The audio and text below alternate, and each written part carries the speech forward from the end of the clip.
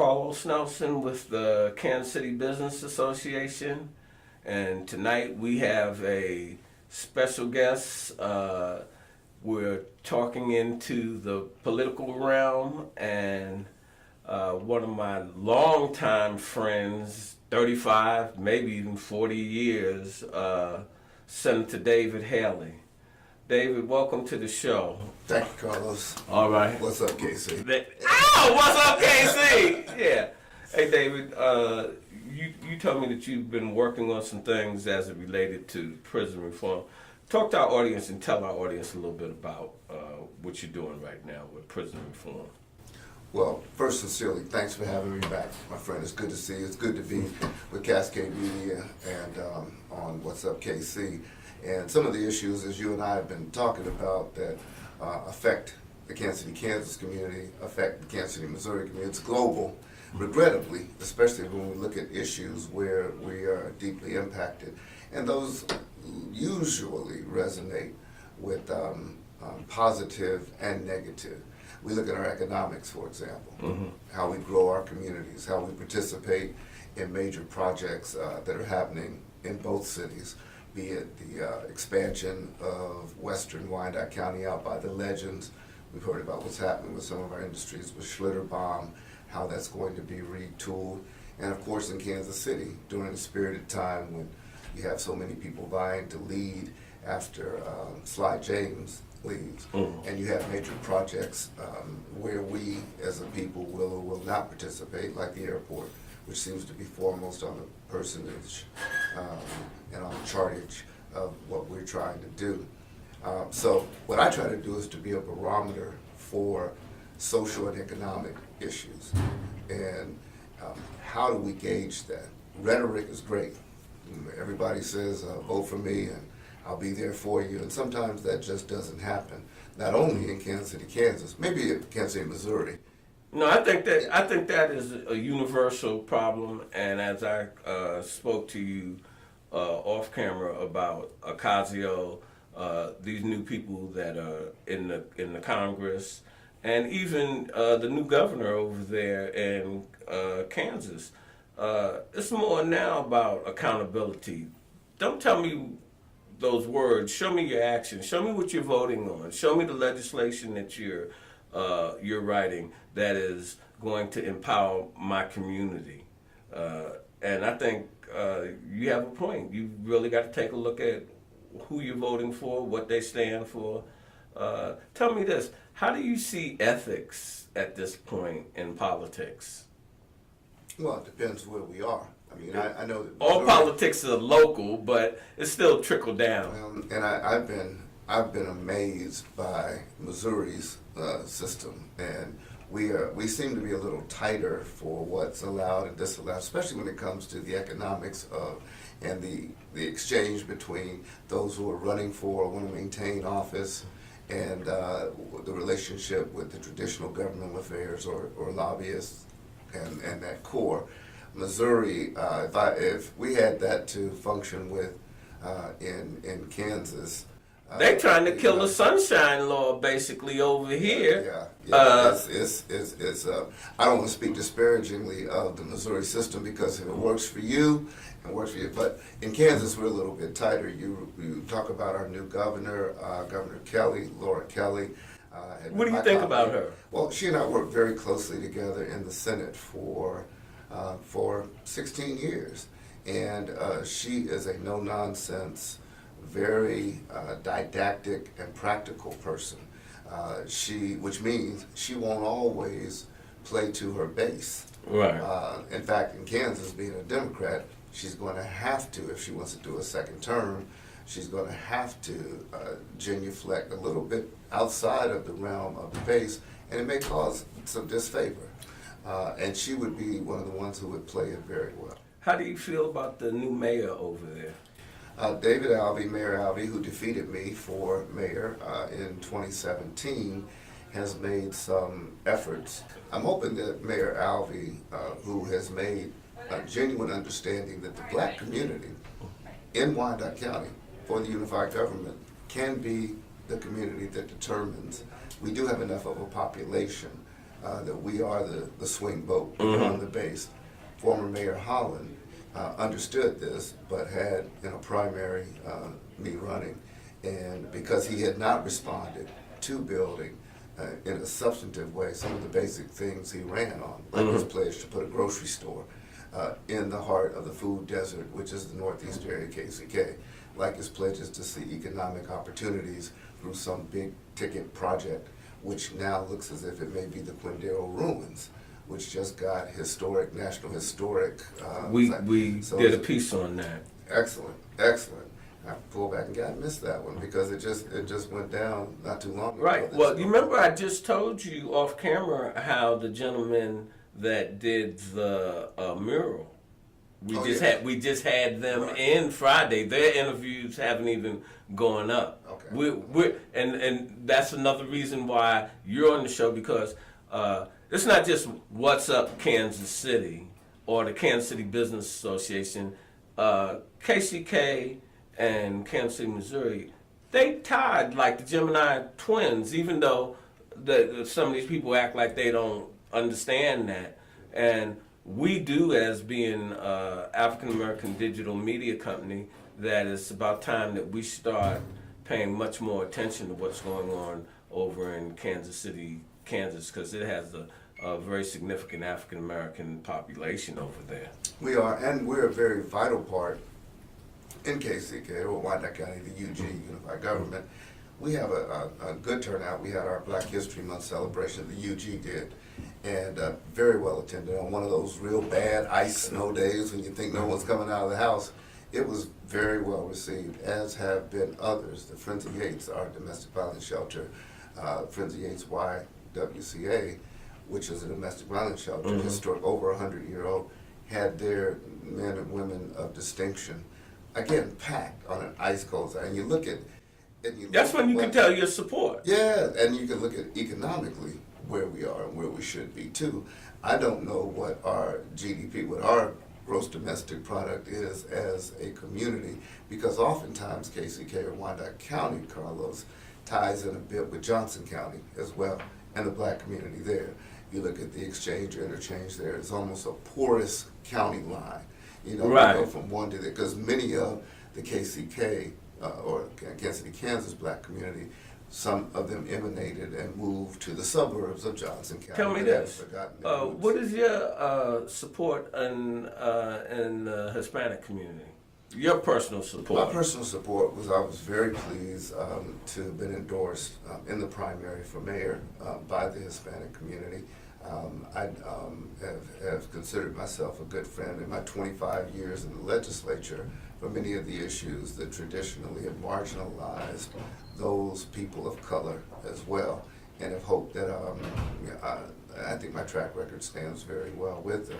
I need to do more. Theirs is the growing population. Right. And when we look at the advancement of colored people, as in NAACP, understanding we've got brown and black colored people who are looking to advance, and some of whom are more cohesively doing so. I look at our two chambers, the Heartland Black Chamber of Commerce, and then I look at the Greater Kansas City Hispanic Chamber of Commerce, and there's a bit of envy, frankly, from me supporting the Heartland Black Chamber in the way Carlos Gomez is handling the. But let me say that in the Hispanic community, and I'm not trying to be disparaging or what have you. First of all, they understand economics, and they have quite a few businesses that are economically sound that support the chamber, and in our community, it's just unfortunate that we talk a good game, but when it comes to actually delivering dollars and cents for what we care for, unfortunately, we're looking for the government or a nonprofit or someone to pay the freight, and that's just not going to help you grow, or because you're dancing to somebody else's tune and their narrative. And with the chamber, they're dictating their narrative. Now, they want to be inclusive with everyone, but you're not going to come to them and tell them what's best for their community. And I don't see that in some of the organizations that. But now, don't you think, let me ask you a question. We've seen that marginalism for a long time. For example, I mean, within our community, when we were trying to get together and pull together collectively way back, you remember French? Oh yeah, and the beginning, beginning, the black pages, how we would have a book, this Right. before the internet. So, do you think that's something we've historically suffered from? Because I don't know if a lot of people even got the black pages, or it's certainly patronized. Hold it. Let me say this. I think that was groundbreaking, and we have a campaign that is kicking off this next week. It's called Connecting, with a 3-foot C. And it's painted red on one side for the passion we have for our community, and black on the other side for our blackness. But it's asking to connect to what's up Kansas City. And in this digital age, that smartphone has started revolutions around the world. What has the African American community done with it? 30 years ago, 35 years ago, we were in tune because we had the Kansas City Call and we had the Globe. And 95% or 100% of every family, regardless of age, had the Call or the Globe on Friday. And that's how you stayed in contact with what was relevant for the African American community. All right, once communication sped up, you can't wait a week for your information. I think they still are necessary, but here we have Cascade Media, which has the largest audience, 7 times over anybody else on the digital, modern way to communicate, and we're not using it. And we're not using it simply because you have, I'm not pointing fingers, you have ministers, you have potentates, you have community organizations, and as long as the establishment can go to them, you're a politician, it's only a Public servant. public service. Straight me out. My man, straight me on out. All right. That they pay attention to the polls, and it's a very narrow few organizations and people that put these people in offices and these policies. And unless you can create your own narrative and get your grassroots involved where they understand and talk to them in layman's terms about the issues that are affecting them and their kids and connect the dots, then you're not going to have control of your community. And so bringing the conversation full circle, the Big C campaign is about connecting our organizations and our grassroots to what's up Kansas City. We produce 36 shows. Very informative on health, on politics, on fashion, or anything else. But if you don't know it's there, how can you connect? And so we're not just trying to connect Kansas City, Missouri. We have to connect our whole community. That's KCK. And we're going to be making a concerted effort to work with you and some of your constituents on connecting KCK from the different organizations that you're associated with that would like to have a platform to have their people go to besides just their websites or their portion of the community where whatever they're offering, the whole community can know and participate. Well, I embrace that. I'm glad to see that. We shouldn't have any geopolitical boundary on the issues that relate to us economically, socially. We didn't talk too much about prison reform. But, no, we're going to do that on this next segment. Another media that I have been impressed with, though it's still relatively stagnant as print has become, is Community Voice. The Community Voice is a newspaper out of Wichita, which has gone throughout Kansas and is being distributed by Benita Gooch is the editor. I'm impressed because it's looked at all the black communities and what's happened.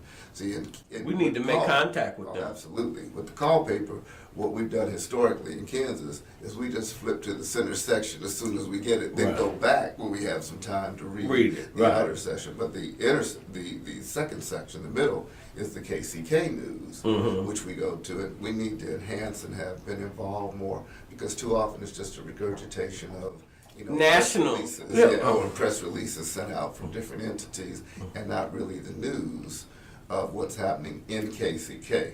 That's affecting. Ever since we haven't had, since back when we used to have a reporter, a KCK reporter for the call. So the community voice out of Wichita is making that concerted effort to really capture. They've done the State of Black Kansas, which looks at how we fare in health and in academic and social issues, what have you. And I'd like to, as you mentioned, as you look at Cascade or you look at What's Up KC, looking at the approach on a much quicker level, because like you said, we don't have that anymore. Where you wait till Friday to get the paper. You see how quick we hooked up last night. I seen you on the internet. Right. Hey Dave, come on in. Yeah, Bam. yeah. This will be up tonight or in the morning. Yeah. And that's what we gotta have. Yeah. Good news is breaking news. Good. Breaking news is reported. That's what that's what society wants now. Right. Like you said, we're looking at our phones. We're always constantly wanting to be updated. What's happening now? But the thing is, we're looking at somebody else's narrative. Cascade Media Group, our slogan is Cascade Media Group is the wave of the future. That wave is the internet, and the future is now. When we was coming up looking at Buck Rogers and what have you, now you have Star Trek. You remember they had the ear thing, the phone? Now they make the ear. I'm saying, if you think it, they'll make it. The driverless cars, they got it all. How is the African American community using these things? Dick Tracy's phone. Right now, bam. Yeah, whatever you know. And so my thing is that human beings. My brother-in-law Leon Harden told me one time. He said, Carlos, the most difficult thing for a human being to do is change. And it's like, I don't want that horseless carriage. I want the automobile. I want my horse and buggy. I don't want that electricity. I want the gas lights. And because we don't want to change, it makes us feel uncomfortable. And this new technology really makes older people uncomfortable to a certain degree because it's changing on a daily basis. New apps are coming out, and I think that we have got to get comfortable with that, and our leadership more so has to get comfortable using these tools, because meetings are one thing, but if you can record a meeting and have millions of people look at it, you can change some things. So it was a pleasure having you on the show. Pleasure to be here. I appreciate it. And we wish you the best. Thank you. This program is brought to you by the Kansas City Business Association.